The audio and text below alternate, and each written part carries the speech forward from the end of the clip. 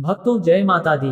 भक्तों स्वागत है आपका मेरे चैनल योगेंद्र वॉइस हिंदी में। दर्शकों आपका दिन शुभ और मंगलमय हो।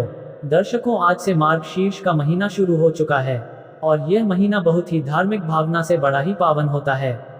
इस महीने में मार्गशीर्ष की कथा को सुनने का बड़ा ही महत्व है, इसलिए आज की वीडियो में हम मार्गशीर्ष कथा अध्याय 1 आपके लिए लेकर आए हैं।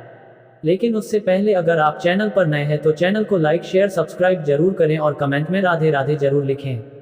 तो शुरू करते हैं आज की वीडियो। मार्गशीर्ष व्रत कथा अध्याय 1। श्रद्धा, भक्ति और समृद्धि का अद्भुत संगम। भारत के उत्तर दिशा में स्थित एक गांव सूर्यपुर धार्मिक मान्यताओं और आस्था का केंद्र था। यहाँ के निवासी सादगीपूर्ण जीवन जीते थे और हर पर्व त्योहार को पूरे हर्षोल्लास के साथ मनाते थे। इस गांव में एक साध्वी महिला सुमित्रा अपनी पूजा और भक्ति के लिए प्रसिद्ध थी। सुमित्रा का जीवन कठिनाइयों से भरा हुआ था। पति के निधन के बाद वह अपने 2 छोटे बच्चों का पालन पोषण अकेले कर रही थी। सुमित्रा के जीवन में मार्गशीर्ष मास का विशेष महत्व था। यह महीना भगवान विष्णु को समर्पित है और इसे धन, सुख और समृद्धि का मास कहा जाता है। सुमित्रा ने मार्गशीर्ष मास में व्रत करने का संकल्प लिया। मार्गशीर्ष मास का महत्व। मार्गशीर्ष मास को विष्णु मास भी कहा जाता है। हिंदू धर्म में यह मास सबसे पवित्र माना गया है। इस दौरान भगवान विष्णु की पूजा और व्रत से भक्तों को सुख, समृद्धि और मानसिक शांति प्राप्त होती है। ऐसा कहा जाता है कि इस मास में व्रत करने से जीवन के सभी कष्ट समाप्त हो जाते हैं। सुमित्रा का निर्णय। सुमित्रा के घर की आर्थिक स्थिति अच्छी नहीं थी। उसके खेत में फसल खराब हो चुकी थी और उसे अपने बच्चों का पालन करने के लिए उधार लेना पड़ रहा था। एक दिन गांव के बुजुर्ग पंडित रामशरण ने उसे मार्गशीर्ष व्रत करने की सलाह दी। उन्होंने कहा, पुत्री, यदि तुम सच्चे मन और श्रद्धा से मार्गशीर्ष मास में भगवान विष्णु का व्रत करोगी तो तुम्हारे जीवन की सभी समस्याएं समाप्त हो जाएंगी। सुमित्रा ने पंडित जी की बात मानी और व्रत करने का निश्चय किया। पूजा विधि और सामग्री। पूजा सामग्री। 1 भगवान विष्णु की मूर्ति या चित्र। 2 तुलसी के पत्ते। 3 चावल और हल्दी। 4 फूल विशेषकर कमल। 5 धूप दीप। 6 नारियल। 7 खीर और मिठाई। 8 एक तांबे का कलश और जल। 9 सुपारी, पान और मौसमी फल। 10 पीले वस्त्र। शुभ मुहूर्त। मार्गशीर्ष मास के प्रत्येक गुरुवार को यह व्रत रखा जाता है। व्रत की पूजा के लिए ब्रह्म मुहूर्त प्रातः 4 से 6 बजे सबसे शुभ माना जाता है। व्रत की विधि। 1 स्नान और शुद्धिकरण। प्रातःकाल स्नान कर स्वच्छ वस्त्र पहने। पूजा स्थल को गंगाजल से शुद्ध करें। 2 कलश स्थापना। एक चौकी पर पीला वस्त्र बिछाएं और भगवान विष्णु की मूर्ति रखें। तांबे के कलश में जल भरकर उसके ऊपर नारियल रखें।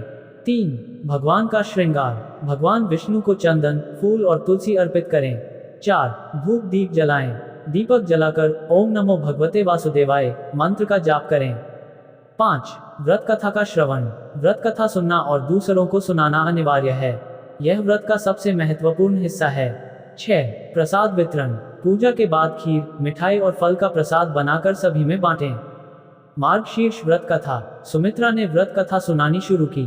बहुत समय पहले सतयुग में एक राजा शांतनु अपनी प्रजा के लिए प्रसिद्ध थे। वह न्यायप्रिय थे लेकिन संतानहीन होने के कारण भूखे रहते थे। एक दिन उन्होंने अपने राजपुरोहित से मार्गशीर्ष मास का महत्व पूछा। राजपुरोहित ने कहा, हे राजन, मार्गशीर्ष मास भगवान विष्णु को अत्यंत प्रिय है।